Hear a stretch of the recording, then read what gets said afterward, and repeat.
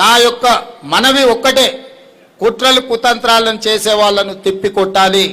జరగబోయే ఎన్నికల్లో ఈరోజు చీలిక తీసుకురావాలని కేంద్రంలో ఉన్న పార్టీకి బి టీమ్గా మారి మొన్న జరిగిన పార్లమెంట్ ఎన్నికల్లో మీరు చూడండి, మహబూబ్ నగర్, చేవెళ్ళ, సికింద్రాబాద్, మెదక్, మల్కాజిగిరి, కరీంనగర్, ఆదిలాబాద్, నిజామాబాద్ 8 సీట్లలో బీఆర్ఎస్ పార్టీకి డిపాజిట్ జప్తు అయితే బీజేపీ ఆ 8 సీట్లను గెలిచింది.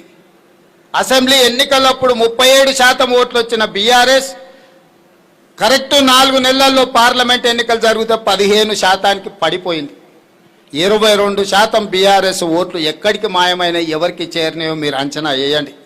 ఎవరి మధ్యలో అవగాహన ఉన్నది, ఎవరిని ఎవరు బలపరుస్తున్నారు. ఇవాళ జూబ్లీ హిల్స్లో కూడా అదే తతంగాన్ని ఈరోజు కొనసాగించాలనే కుట్ర జరుగుతుంది. చీకటి ఒప్పందాలు ఉన్నాయి.